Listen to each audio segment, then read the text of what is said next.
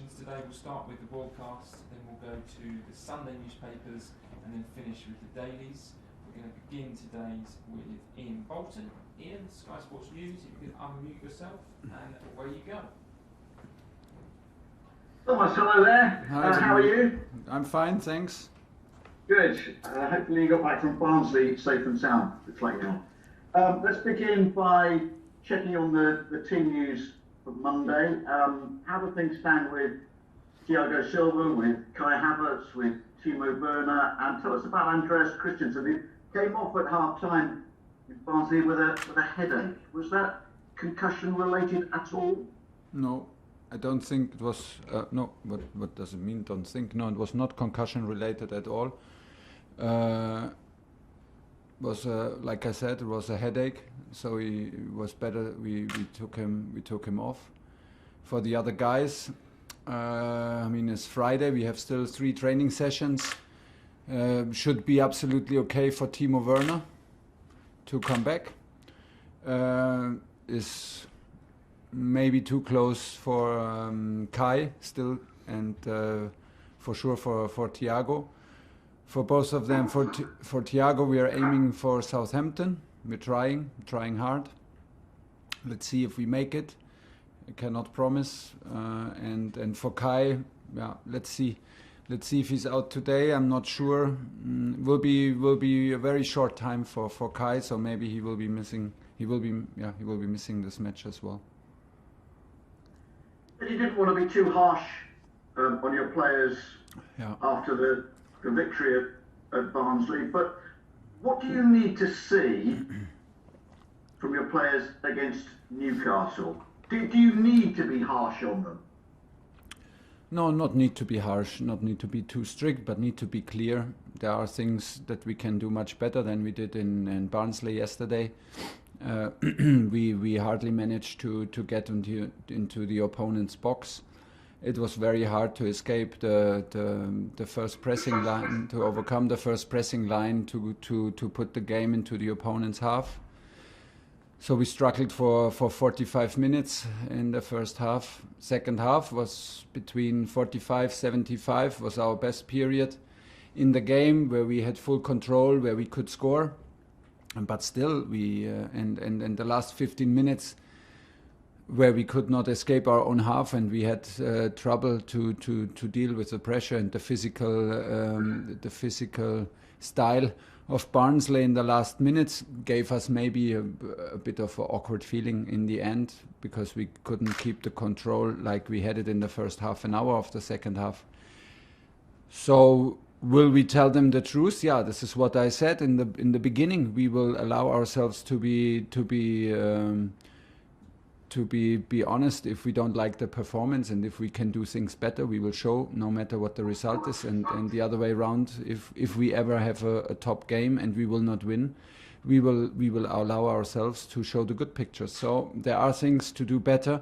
We will focus on the details, because in general I don't want to be too harsh, and I still stick to that plan, because we had difficult circumstances. We had 10 changes. The guy had a bit of lack of rhythm, a lack of confidence. The pitch was very hard to play, and the opponent played a very, very tough match. So we will focus on details, and we will help them to also understand what we can do better. And well, then we will prepare the next 3 days, obviously, for the next match against Newcastle, which will be a hard challenge. And we need to be ready for that. Last question, please, Ian.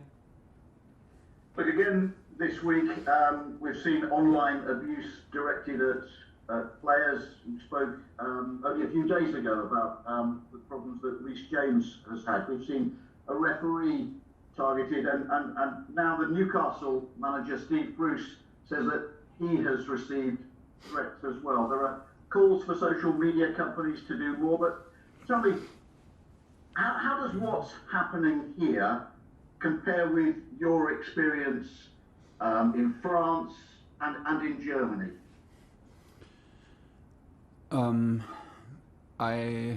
I would say I did not experience on social media, because maybe also because I'm not a social media guy. I have enough to do to control my smartphone, and this is this is by far enough for me. I can live days without my smartphone and don't miss a thing. So, but in general, I trained myself not to read about me. I trained myself. I had to learn it and train myself not to read about me, not in good times and not in bad times, because what is out there has an effect on you, and you cannot stop it. You cannot not let it have an effect on you. If it's out there and everybody's talking highly about you, it triggers something in you. And if they speak, of course, bad about you, it sticks also with you. And it should not, because the target is to be self-confident in the best way and self-aware, and not in need for the admiration of external people, and this is kind of also a mechanism to protect myself. Like I said, I'm not a social media guy, so I'm more or less the guy who notices at last if something's going on in social media. This is what you're talking about, and the abuse is totally unacceptable, 100% clear. There's no other opinion here in the club, and of course not from me. And maybe, less words from me are more in this is unacceptable point, and we have to stand up against it. It's clear. John Southall, BBC 5 Live. Thomas, how are you? Hi, fine. Good. Has it been beneficial playing so many games in such a short space of time since you've arrived? You've been able to see quite a few of your players, or on the other side of it, hasn't given you the time that you possibly have wanted on the training pitch? Yeah, every coach in the world maybe wants to have like 4 weeks with his new team to get known to the habits and the characters and the characteristics of the players. But we did not. Maybe the good thing is that we did not think about it, because there was no time to think about it. What would be better? It was just this situation in this moment to step in, yes or no. And then the first decision we had to make was like, do we take the possibility to do the training one day before Wolverhampton? And we said yes, we do this. When we are here, we do it. And from there, it was, like you said, beneficial that we had a lot of games, because in matches you get to know your team better. In matches, the boys can show their spirit of competition, and their spirit, and their mentality, and you see pretty much everything. So what we're doing now is we're learning and trusting each other while we are playing in the hardest competition in Europe. Okay, this is what we do. And this is a good experience, because there is no other way in the moment. So there are also no doubts and no complaints about that. And that is that it can be also sometimes a bumpy road, like yesterday. Yes, it's clear. Nobody wants that. We want to have better performances. But in the end, the most important is in a cup game that you're in the next round. We managed to do that, and for that, not everything was bad. There's a lot of space to improve, and this is the good thing. Now we have 3 days to prepare the next match, and we will use them. One more, please, John. Yeah, is it a balancing act for you? Because obviously the players at this time probably need a fair bit of rest, but also you need to drill into them what you expect. Yeah, it's always the balance in the moment, and this is what we think about most of the time when we're here in Cobham. So how many input do we get? How many do we put into the players? How many informations do we put? But in the end, less is more. It's a very old sentence, but it's like this: less is more. And there's a constant management for us to deal with the sessions, with the input, with the help, with the support, or like just sometimes also leave them alone and let them process all the new the new movements, or maybe the new approach, or like even their performances and also the new approach from the new coach. This is pretty normal, and we try to adapt. We talk a lot, and it's a constant management. But it will never stop. It's also like this will be like this during the next months, that we always think about how much can can we give the team and what would be an overload. James, Talk Sport Radio. Thomas, we saw Callum Hudson-Odoi play at right wing back yesterday, and then he moved a little bit further forward on the left-hand side in the second half. Will it be players that are most willing to be tactically adaptable and flexible that will be most successful and get the most opportunities whilst you're here as manager? I don't know. Maybe it is it an advantage or not? I don't know. If you have a specialist who can who is a 6, he will play the 6, and no need to push the 6 to play central defender or wing back. But if you have players like Callum and we have the opportunity to give also to ask different questions to the opponents and to the opponents' defenders, why not to use it? Like you said, Callum started on the right side and finished on the left side. So it gives us the possibility to react and to be flexible and to help the team in structure wise and information wise. And it's clearly not a disadvantage, but if we have the feeling that players like Oli Giroud is a number 9, we will not use him on the wing. Last question, James. And if I can ask you, last night was a great moment for the Chelsea Academy with Gilmour, James and Abraham combining for that goal. I know it's all about results, it's always going to be about results, but how important is it for the development of players and the pathway that's there from the Academy whilst you're here? Is that something that you're keen on focusing on and being aware of as well? Also, I would love to, as maybe you know my last clubs, and it was always like this. The door was always open in my office for the coaches and the officials from the academy. I love to be to watch training and to watch in-house games on the other pitches of the academy. This is unfortunately not possible in the moment because we are in the bubble here and we have different zones where we cannot enter and leave the zones. So this is a bit more difficult than usual, but in my belief, like this is always the backbone of any club, and the more guys you have that can arrive in the first team, the better it is for the club, because it is something that the supporters love, and that these boys normally care absolutely about Chelsea because they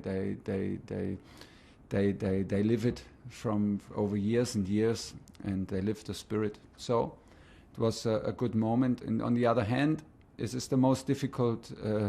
It is also the most difficult way that they chose to make it at Chelsea, to make it at Paris, to make it at Dortmund. Is like one of the toughest challenges you can have. Sometimes the way is not only straight up. It's sometimes bumpy. It's sometimes you go on loan. But I like that they accept the challenge to make it here, and I feel from the boys here that they absolutely want to make it as Chelsea players, not only Premier League players, but they want to be Chelsea players. And this is the spirit that we want to feel. And when we feel the spirit in combination, of course, with their talent, we will push them. Olivia, PLP. Hi, Thomas. Hi. Can we just have a further update on Kai Havertz's injury that's kept him out of the squad the last couple of games? And he has struggled in England in his first season. What can you do as a manager? What can you say to him to ensure that we see the Bayer Leverkusen Kai Havertz do it in the Premier League? I'm pretty sure we will see. It takes its time. There is no short answer. If there was a short answer, I will clearly go and talk to him in that way to bring out his full potential. But what we know and what we can rely on, that all this potential is in him, and is logic that is also in him to show it on the pitch. And for every transfer and for every change of the club, for every player is different. Sometimes it needs a little bit more time to adapt. Sometimes it gets quick. Sometimes it's between one match and another. Sometimes it's a process. All we can do is push him, support him, and give him what he needs. and we figure this out right now. He had a pretty good start with us. He had good matches, and I have the feeling that I see a guy who's totally clear, totally self-aware, very humble, and incredibly talented. So there are no doubts that he will show this. The sooner the better. Now, unfortunately, he missed some training sessions. He missed some games for us. Hopefully, he come back. He can come back in the next days, because I'm absolutely convinced he will have a big impact in this club. Nick Pewell. Hi Thomas. Hi. Just without Thiago, do the other defenders have to almost slightly mimic his role, or is that unfair because he's such a personality? And just also on the four guys you've got in the double six roles, would it be hard to keep all those guys happy? Because obviously 3 of those guys are very experienced, high quality players. Yeah, and I think that to start with this question, I think 3 is by far not too much for 2 positions. Is it then hopefully come difficult decision, because that means that everybody is on board, everybody is available. If we have difficult decisions to make, then everything is good, and we have the full squad available. And if we have difficult decisions to make, if I have difficult decisions to make, it's my job to manage them, and it's my job to trust also the guy from the bench. And is it possible to achieve our goals with 11, 12, 13 players? Is simply not possible. So to have the 3 guys is a big gift for me, for the 2 positions in the moment. To have a 4th guy like Billy Gilmore is absolutely necessary on this kind of level, what we expect from us and what the supporters and the club expect from the team. So we need exactly this kind of quality, and I'm not worried about the management, because I feel a group that is strong, that I feel the bond between the players. And yes, we have to prove it when things become a bit difficult, a bit complicated in management. Then we have to prove that we are a strong group. But until today, I feel a very good atmosphere, and it's my job to manage that and to focus on that, and to create it, that in a special atmosphere and with a special bond between the players, they can be still competitive with each other, but we need to be allies, and we need to be close, and we need to understand that this is a team effort of the whole team. And what was the first question? I think we've lost Nick. Okay, we're going to stop there for the broadcast section because we've run over time. We're now going to go on to the Sunday newspapers.